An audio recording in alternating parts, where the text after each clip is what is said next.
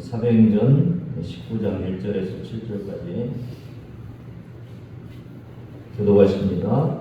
아볼로가 고린도에 있을 때에 바울이 윗지방으로 다녀 에베소에 와서 어떤 제자들을 만나 이르되 너희가 믿을 때에 성령을 받았느냐 이르되 아니라 우리는 성령이 계시도 듣지 못하였노라. 바울이 이르되 그러면 너희가 무슨 세례를 받았느냐 대답하되 요한의 세례니라.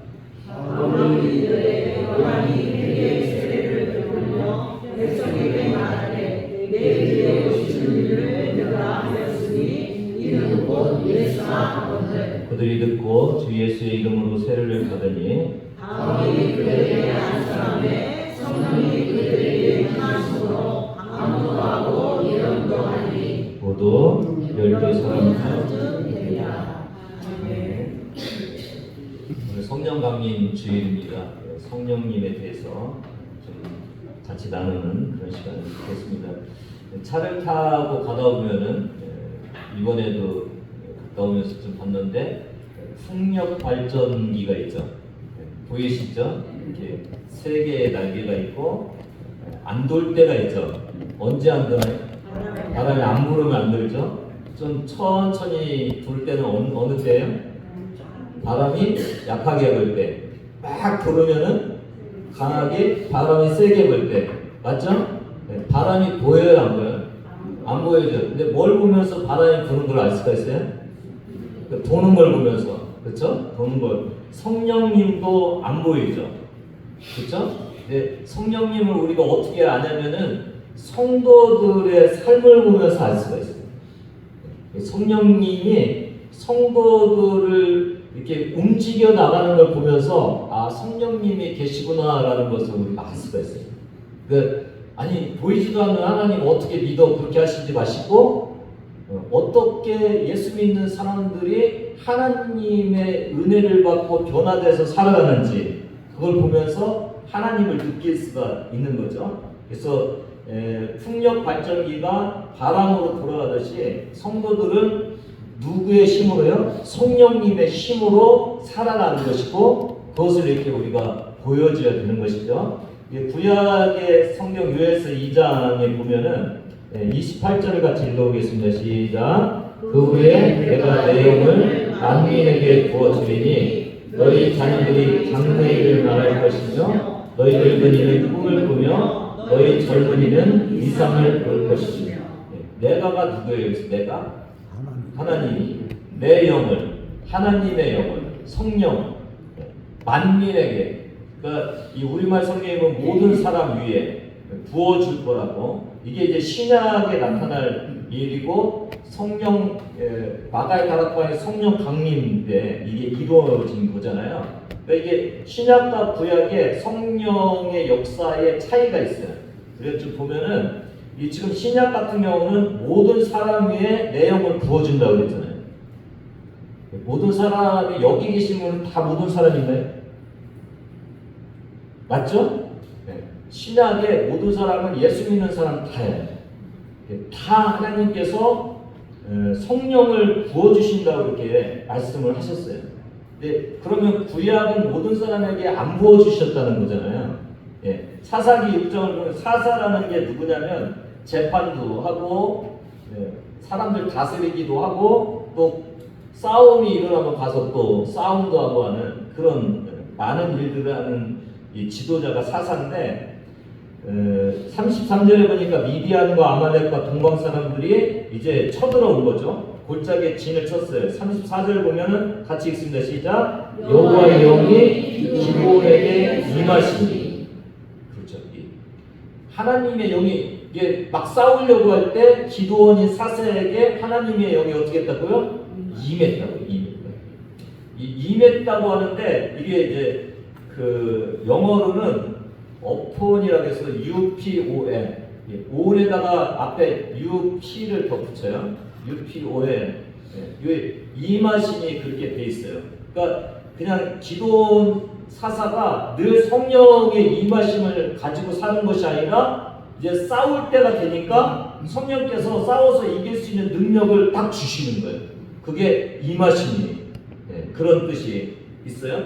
그러니까 예를 들어서 내비게이션으로 말하면은 내비게이션이 시작부터 끝까지 그냥 켜 있으면 그거 따라서 쭉 가잖아요. 근데 아니 내비게이션 잘 못 믿겠어. 이상하게 이렇게 인도할 때가 있잖아요. 그래갖고 나는 아는 길 잘 지름길로 가고 모르는 길만 킬 거야. 그래서 모를 때 알려주는 순간적으로 특별할 때만 이렇게 임하는 그게 이제 구약의 성령의 임하심이에요. 구약에는 이제 사무엘상 10장을 보면은 사울 왕도 이렇게 성령이 임하잖아요. 다 이게 전치사가 오픈으로 돼 있더라고요. 임하죠. 또 에스겔이라는 선지자도 있는데 여기 4절에 보니까 예언하고 예언할지니라 그러면서 5절에 앞부분을 한번 읽어봐요. 여호와의 영이 내게 임하여 이르시되. 그러니까 예언할 때 하나님의 성령이 인해갖고 예언을 하게 하는 거예요. 아시죠? 이게 뭔가 신약과 구약의 차이가 있는 거죠.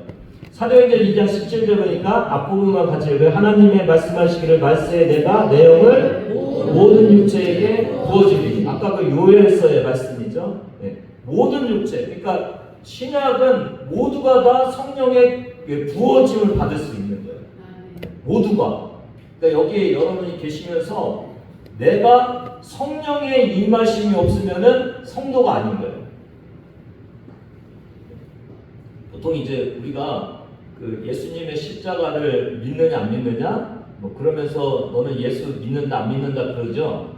근데 거기에다가 오늘 이 성령 강림주일에 우리가 하나 더 덧붙여야 되는 게 있는데 그게 뭐냐면 성령님이 내 안에 들어와 계셔. 그러니까 나는 예수님이 믿는 십자가에서 나를 위해서 제사함 받은 걸 알아. 그거 말고 성령을 모든 육체에다 부어준다고 그랬으니까 내 안에 성령님이 와 계신지를 확인해야 돼. 와 계세요. 경험하셨어요?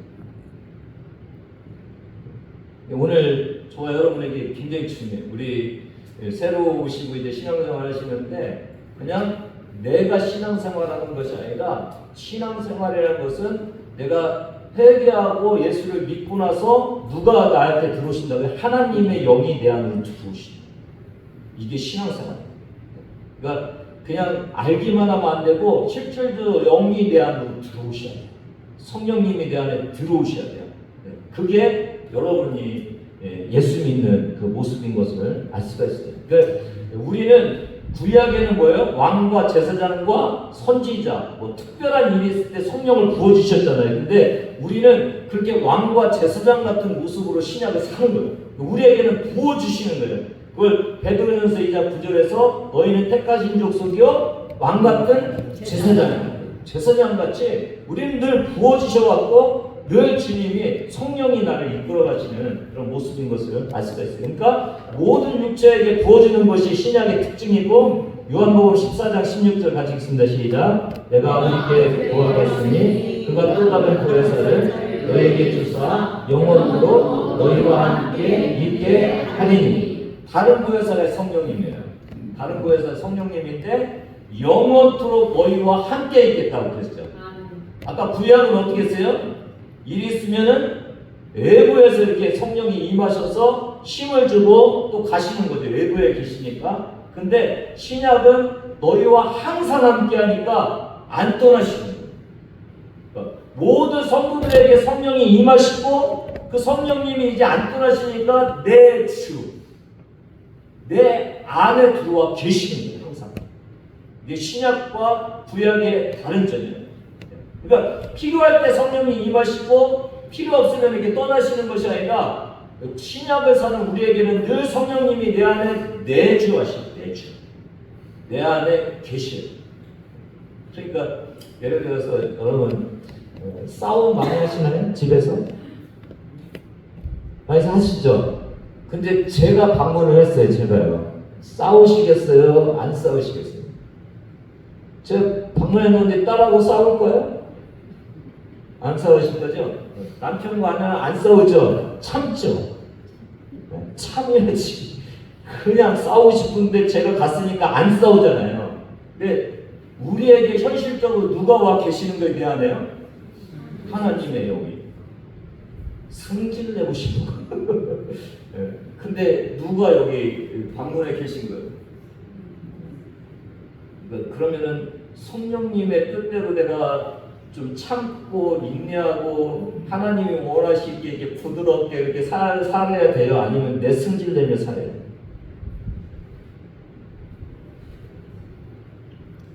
그러니까 저는 이걸 보면서 주님이 늘 내 안에 임재하시기 때문에 우리에게 중요한 것은 특별한 어떤 임무가 있을 때만이 하나님의 성령의 능력을 받는 것이 아니라 나와 함께 하시니까 성령님의 성품으로 내가 변화돼서 성령님에 맞게 살아야 되는 거예요. 그렇죠? 그게 성령이 내 안에 들어와 계신 것에 대한 반응이잖아요.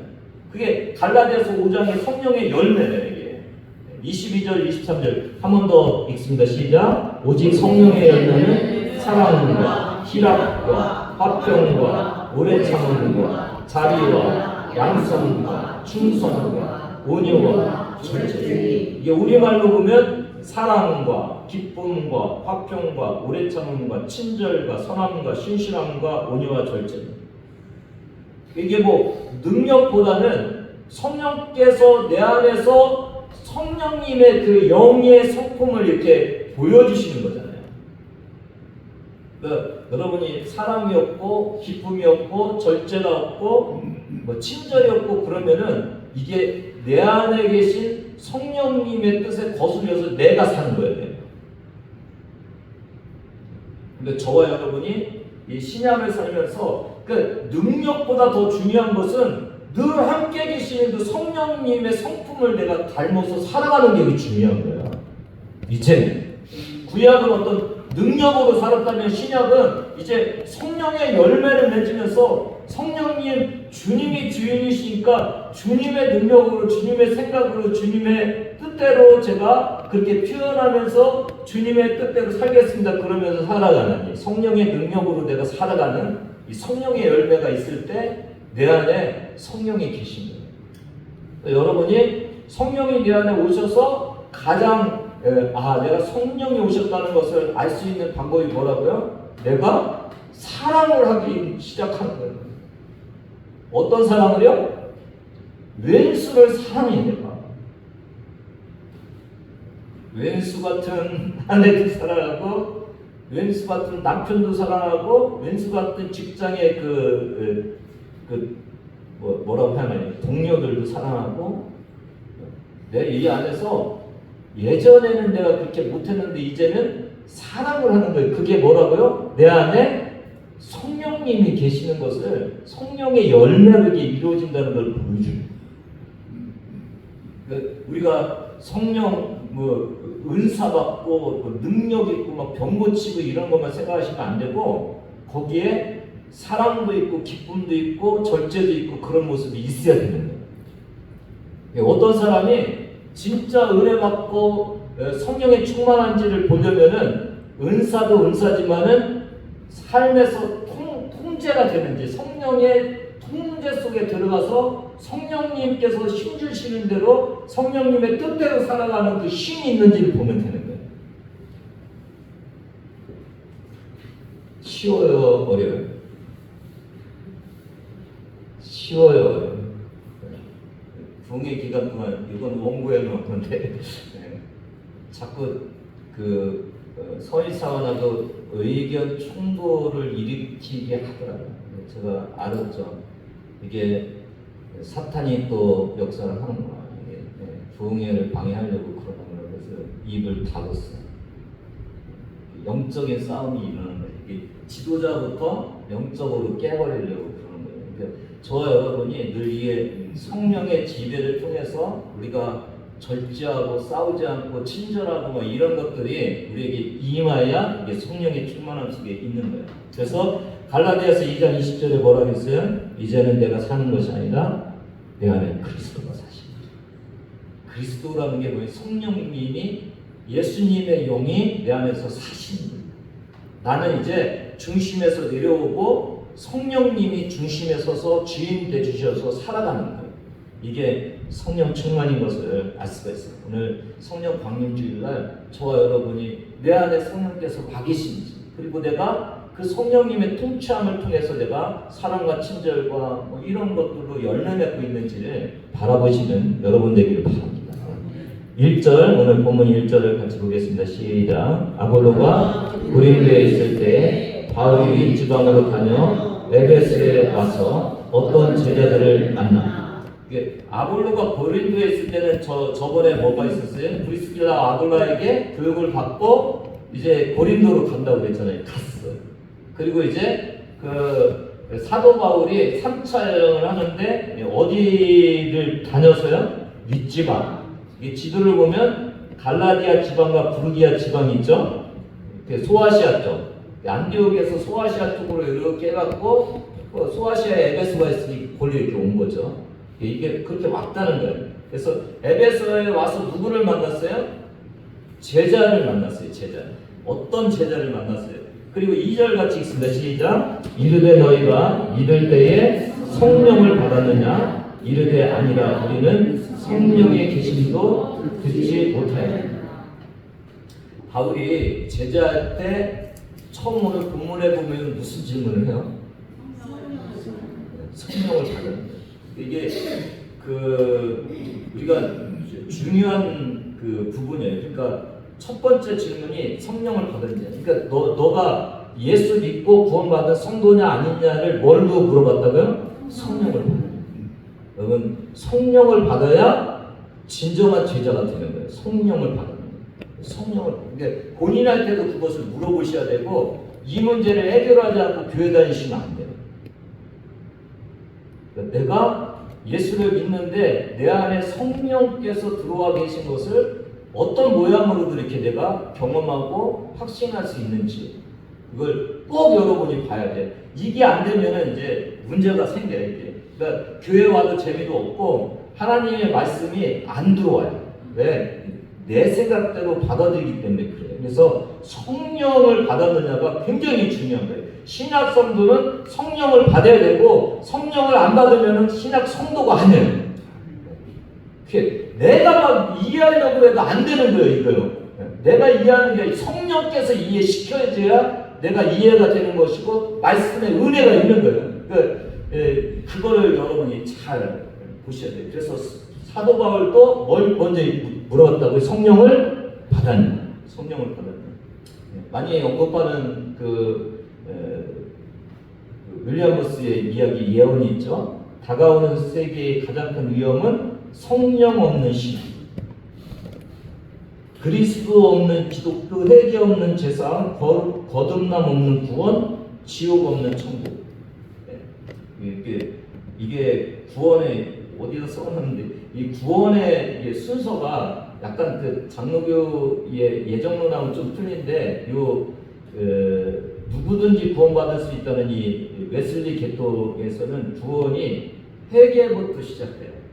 회개하면은 죄사함을 받은 칭의가 이루어져요. 그러니까 죄가 사함 받으니까 거기 누가 들어오실 수 있어요? 성령님이 오실 수 있어요. 그래서 중생회 이게 이제 동시에 일어나요. 그래서 여러분이 제일 먼저 예수님을 모셔드리기 위해서 해야 될 게 뭐라고요? 회개. 주님, 제가 제 마음대로 살았어요. 그러니까 세상적인 제 고백이 아니라 제일 큰 죄가 뭐예요? 하나님을 인정하지 않고 사는 거예요. 예를 들어서 내가 자식을 하나 낳는데 이 자식이 나를 아버지로 얘기를 안 하는 거예요. 이게 죄가 아니에요. 근데 아버지로는 인정 안 하는데 세상에서는 너무 칭찬받고 살아. 얘 죄인이냐 아니에요? 죄인이죠. 그러니까 여기 저와 여러분이 내가 세상에서 죄 없이 살아 그런다고 죄인이 아닌 게 아니에요. 누군 뜻대로 안 살면 죄인이에요? 하나님을 인정하지 않고 살면 죄인. 아니 나 하나님 인정에 삶으로 보여줘야 돼요. 내 자식이 나를 아버지 막 그러는데 말은 안 들어. 말로만 아버지라고 그러는 거예요. 그죠? 그러니까 저와 여러분이 내가 이게 회개거리가 있는지 아닌지를 알려면은 내가 하나님을 인정하고 살았는지 인정 안 하고 살았지 지금까지 나를 피조물, 이 세상을 창조하신 창조주 하나님, 인간도 만들어주시고 나의 창조주 되시는 하나님, 그 하나님을 내가 인격적으로 만나서 이제 그분이 하라는 대로 사는 것이 그게 기독교예요. 회개를 해야 제사함을 해줘요. 그러니까 예수님은, 하나님은 늘 회개하면 다 제사함을 해줘요. 죄가 없을 때 죄 없으신 성령님이 내 안에 오시는, 그래서 거듭나게 하시는 거예요. 거듭남이 이루어져야 돼요. 그러니까 성령의 역사에서 거듭남이 없는데 그리스도인이라고 하면 안 되는 거예요. 성령 없는 신앙은 없는 거예요. 가능하지 않는 거예요. 신약의 성도들은. 제 고백 없는 성령님의 임재도 없는 거예요. 그러니까 내 맘대로 살면서 내가 그 신앙생활하고 그냥 왜 교회 다녀? 아니, 마음이 편안하려고. 말이 안 되는 거예요. 이 세상에서 좀 잘 되려고 말이 안 되는 거예요. 의도가 틀린 거예요. 그게요. 시작은 어떻게 해야 된다고요? 하나님께 회개하고 재고백하고 주님이 내 안에 들어오셔서 이제 나와 함께하는 것이 성도의 시작이고, 그게 성령님의 역사예요. 성령님의 역사가 그렇게 되는 거죠. 사도행전 1장 4절 5절 보면은 한번 같이 읽습니다. 시작. 사도와 함께 모이사 그들에게 경고하여 이르시되 예루살렘을 떠나지 말고 내게서 들은바 아버지께서 약속하신 것을 기다리라. 요한은 물로 세례를 베풀었으나 너희는 연날이 오되어 성령으로 세례를 받으리라 하시니라. 그러니까 그 예수님이 이렇게 그 제자들에게 부탁을 해요. 뭐라고요? 몇 날이 못 돼요? 무슨 세례를 받는다고요? 성령의 세례를 받아요. 누구한테 한다고요? 제자들에게. 사도와 함께 모이사. 그러니까 사도들은 어떤 사람이에요? 예수님과 3년 동안 같이 지냈어요. 예수님을 너무나 잘 알아요. 예수님의 교훈도 너무 많이 들었어요. 가르침 받았어요. 그런데 그 제자들에게 뭐를 기다리라는 거예요? 성령의 세례를 받아요. 그러니까 우리가 아무리 많이 알고 많은 것들을 훈련을 받고 있어도 성령의 임재가 없으면은 기독교인으로서의 삶이 안 되는 거예요. 맞죠? 제자들한테 마저도 성령의 세례를 받으라고 그러는 거예요. 그러니까 성령 세례가 없는 기독교에는 아무것도 할 수 없는 것을 우리가 알 수가 있고, 이제 오순절 성령의 그 강림이 있은 다음에 사도행전 2장 33절 보면 하나님이 오른손으로 예수를 높이사, 이게 무슨 뜻이에요? 승천을 하신 거죠.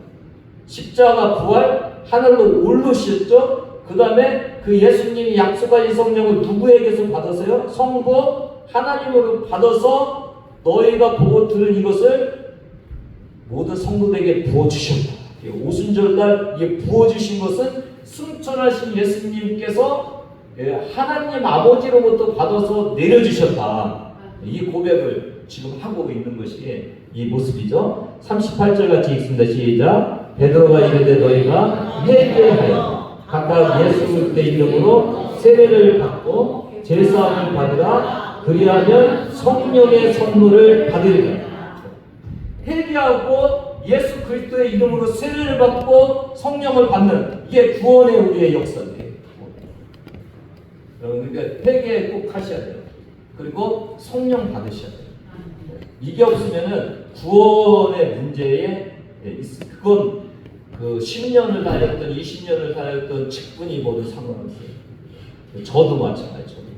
제가 만약에 성령의 어떤 역사가 없이 그냥 신앙생활 한다고 하면 지식으로 하는 거예요. 그냥 경험으로, 사관학교에서 가르침 받은 것 되고 목회의 어떤 경험으로 하는 거예요. 그러니까 아무 쓸데없는 거예요. 제 안에 성령이 임하셔서 이 설교를 하면서 성령이 기름 부어주셔서 여러분에게 성령의 은혜가 임하게 하는 그런 일들이 아니면 아무것도 아니에요. 그러니까 회개하고 예수 그리스도의 이름으로 예수의 세례, 성령의 세례를 받으라. 그렇게 말씀하고 있는 것을 알 수가 있고, 41절에 그렇게 받고 3,000명이 신약 성도가 된 것을 알 수가 있습니다. 3절 같이 있습니다. 시작. 바울이 이르되 그러면 너희가 무슨 세례를 받았느냐? 대답하되 요한의 세례. 요한의 세례는 한마디로 말하면 회개의 세례고 물 세례를 얘기하고 그 예수님이 그 어성경 우리가 공부하면서 예수님이 가서 세례 요한의 제자들을 접수했다고 이렇게 배웠잖아요. 예, 이게 그 세례 요한이 세례를 줬던 그곳뿐만 아니라 이게 벌써 에베소까지도 이렇게 세례 요한의 제자들이 있어갖고 사도 바울이 지금 접수를 하고 있는 거예요. 그 요한의 제자들을 예수님의 제자로 이렇게 접수를 하고 있는 그런 모습을 볼 수가 있고, 이게 이제 아볼로도 그런 모습이었던 것을 알 수가 있어요. 오늘 저와 여러분이 그 병사 입대 받고 그냥 그 사는데 성령의 세례를 받지 않고 살으면은 요한의 세례만 안 사는 거예요. 잘 들으셔야 돼요, 여러분. 그러니까 신앙생활을 많이 한다고 될 일도 아니고 열심히 봉사한다고 될 일도 아니고, 이게 성령님을 나에게 받는 이 일을 해야 돼. 그러니까 예를 들어서 교회를 좀 떠나셨다가 들어오시잖아요. 그러면은 우리 그 구세군적인 걸로 보면은 하나님을 안 믿으면 성령께서 나가시죠. 다시 모셔드려야 돼요. 옛날에 아무리 내가 성령의 능력 안에서 있어도 이게 예수를 믿지 않으면 어떻게 된다고요? 구원받 성령이 이제 떠나시는 거죠.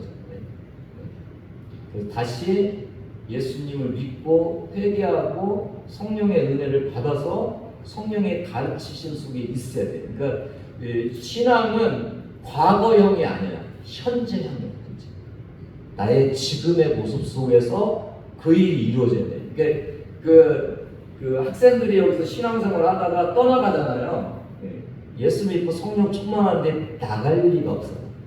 우리가 그거에 잘 안 된 거예요. 그러니까 성령의 경험이 있고 체험이 있고 성령의 이끄심 속에 가는 거기까지 우리가 이렇게 잘 해줘야 이 사람들이 안 떠나는 거예요. 잠깐은 실족할 수 있는데 다시 돌아오는 거예요. 그게. 그래야 되는 거예요. 예, 물세례. 이 세례가 뭐라고요? 씻을 세자에다가 예고, 씻는 예시. 예, 죄를 씻는다는 건 뭐라고요? 회개. 재고백하고 회개했다는 것. 그래서 죄를 씻었다는 것, 칭의가 됐다는 것을 이게 보여주는 거예요. 근데 성령 세례까지는 안 갔잖아요. 그러니까 이게 세례 요한은 뭐 하는 사람이냐면 회개해갖고 사람들이 다른 데로 막 돌이킨 사람들을 어디로 다시 돌리는 거예요? 예수님께로 다시 돌아오게 하는 거예요. 예수님께 회개해서 돌아오게. 그러니까 예수 안에서만 성령의 세례가 이제 임하는데, 그 성령의 세례가 지금 임하죠. 여기 그 세례 요한의 세례를 보면 회개하라 2절에 있죠. 맞죠? 6절에 자기들의 죄를 어떻게 하고요?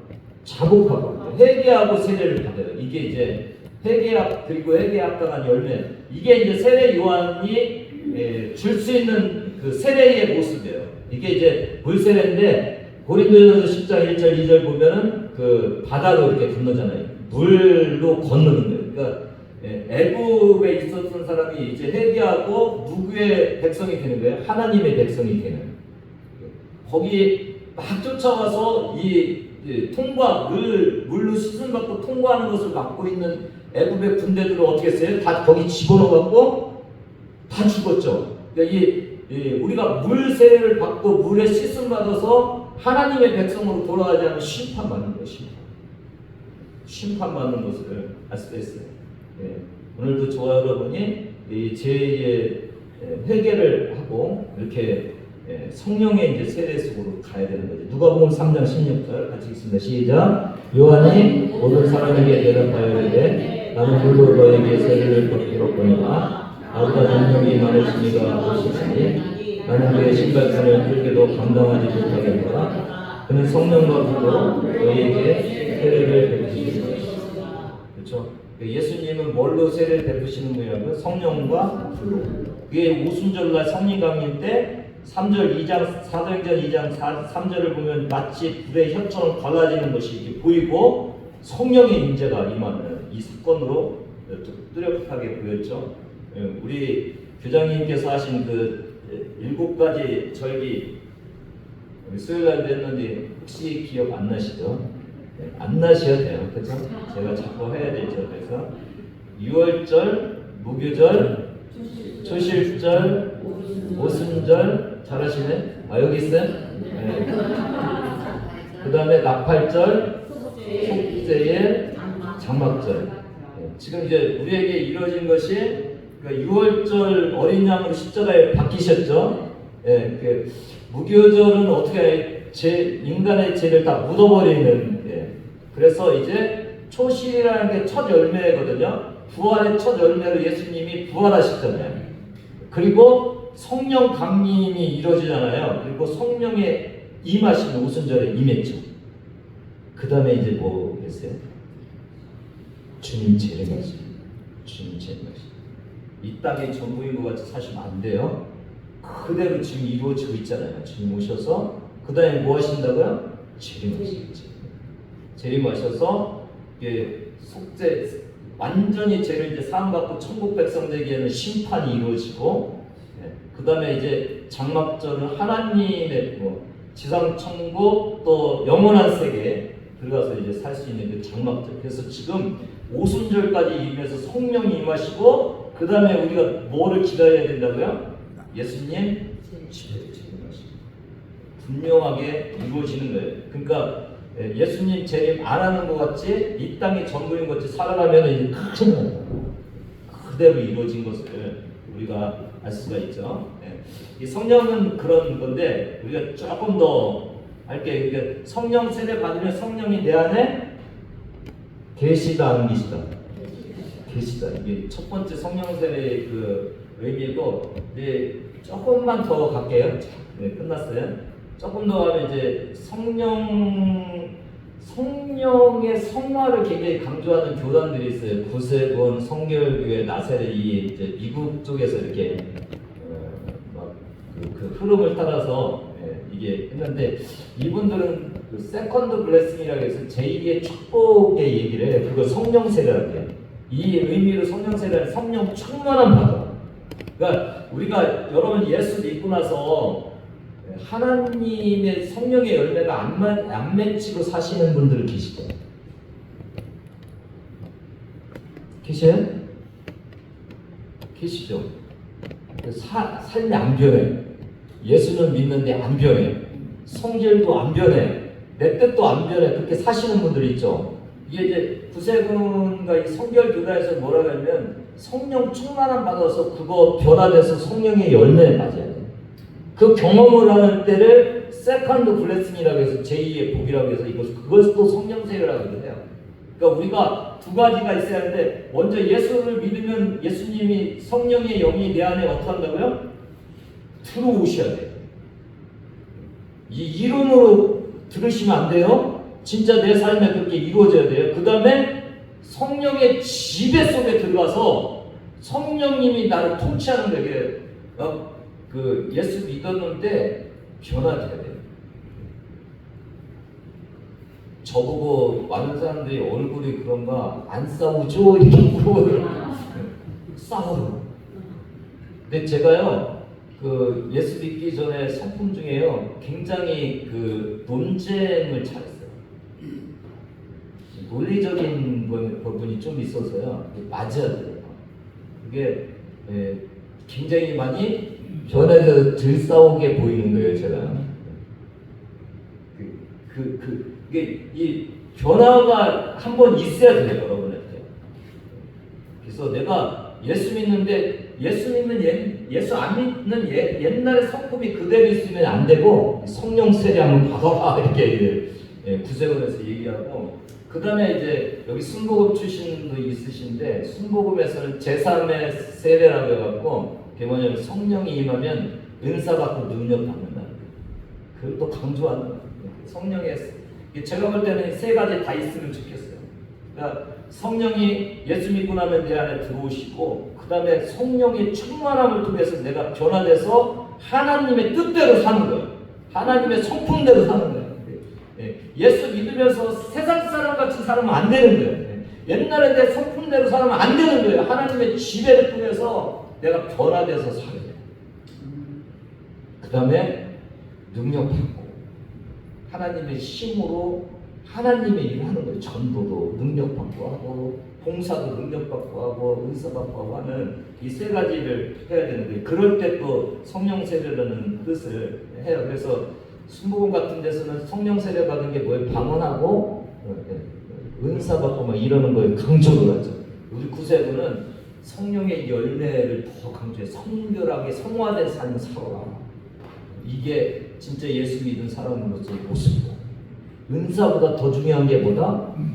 사랑하고 성령 충만한 마음에서 그렇게 살아라. 이게 이제 우리가 더 강조하고 있는. 그래서 회개와 뭐가 있어요? 성화. 회개와 성결. 이게 두 개가 같이 있을 때 구원 얻은 사람으로서 일을 감당하는 것이고 이게 성령 세례를 통해서 하는 성령이 우리에게 오셔야 이 성령의 열매는 이 일들이 감당하는 거예요. 오늘 신앙생활하면서 이 단계를 안 밟고 그냥 가갖고 그냥 신앙생활에 그냥 물들어 버려서 그냥 습관적으로 신앙생활을 안 하면 되고 다시 돌아오셔야 돼요. 저는 그게 성령님은 내 안에 계신데 통제를 안 받고 그냥 간신히 살아가시는 분들도 많이 있을 거예요. 이게 신앙에 재미가 없고 경험도 없고 그냥 내가 하는 거예요. 내가 신앙생활하면 안 돼요. 그래서 이게 처음부터 여러분이 다시 가야 돼요. 그러니까 회개부터 시작해야 돼요. 내가 내 뜻대로 살아요. 하나님 뜻대로 안 살아요. 내가 하고 싶은 거 다 해요. 하나님 뜻에 따라서 안 해요. 이게 회개잖아요. 하나님 이제는 주님을 다시 내 안에 모셔서 주님 뜻대로 내가 살아가기로 합니다. 이렇게 고백을 하셔야 되는데 하나님은 어떤 분이시라고요? 하나님은 우리의 중심을 보시는 분이잖아요. 우리는 사람과 사람에게는 이 입으로만 할 수가 있는데 주님은 그렇게 입으로 하는 우리를 어떻게 보신다고요? 진짠가 아닌가 마음을 이렇게 보셔요. 그래서 우리가 진심으로 주님이 이렇게 살면 안 됩니다. 그래서 알면서 회개를 하셔야 돼요. 그래서 여러분이 신앙생활하면서 이제는 첫사랑도 없어지고 이제는 내가 그냥 사는 건지 예수님과 함께 사는 건지 전혀 모르겠다 그러면은 다시 작업을 하셔야 돼요. 그래서 여러분이 회개를 많이 하셔야 돼요.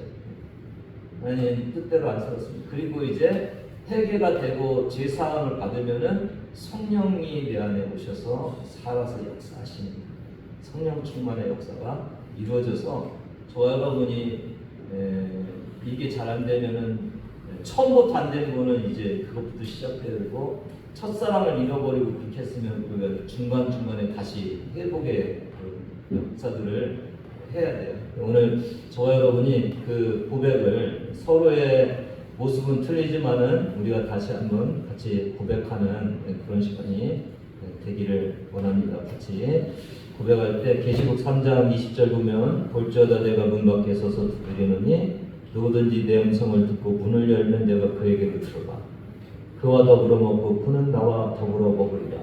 이게 이제 우리의 마음을 열고 예수의 영이신 성령님을 모셔드려야 돼요. 주님 부담스러워요. 오시지 마세요. 제 뜻대로 살고 싶은데 주님이 자꾸 간섭하시면 안 되고 그러면 안 되고 하나님 주님이 내 안에 오시도록 제가 문을 열겠습니다. 저에게 들어오세요. 이 고백을 하세요. 지금 우리 김기환 선생님도 이렇게 진솔하게 영을 어떻게 한다고요? 성령 강림 때 막 임하셨잖아요. 방언도 터지고 그 성령의 열매도 있고 뭐 그러잖아요. 그 성령님이 계시죠. 지금 내 안에 오시기 위해서 그분은 신사시기 때문에 그냥 문 열고 안 들어오셔요. 어떻게 한다고요? 문 밖에서 내 마음 문 밖에서 두드리고 계셔요. 나 들어가게 좀 해줘. 젠틀하신 신사적이신 성령님이 여러분이 내 들어오세요라고 할 때만 들어오시는 분이 성령님이세요. 이 시간 초청해 주시기를 바라요. 성령님 내 안에 들어오세요. 저와 함께 이제 사시고 저도 주님과 함께 살기를 원합니다. 어떻게 하라고요? 지금까지 주님 뜻대로 살지 않았던 나의 모습을 회개합니다. 나의 죄를 회개합니다.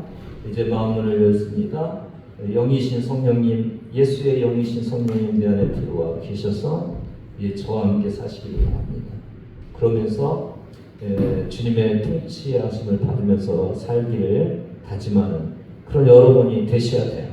그게 저도 그렇고 여러분도 그렇고 지식으로 안 되고 경험으로 안 되고 지금 통치를 받는 그 삶으로 가는 것이 성령의 강림의 목적이고 우리를 이끄시는 그 성령님이 이 땅에 오신 특별한 사역임을 다시 한번 기억하시면서 오늘 그 첫 번째 단계로 주님의 그 근본으로 기본으로 들어가셔서 성령의 지배를 받는 저와 여러분 되기를 주님의 이름으로 부탁을 드립니다. 기도하십니다. 같이.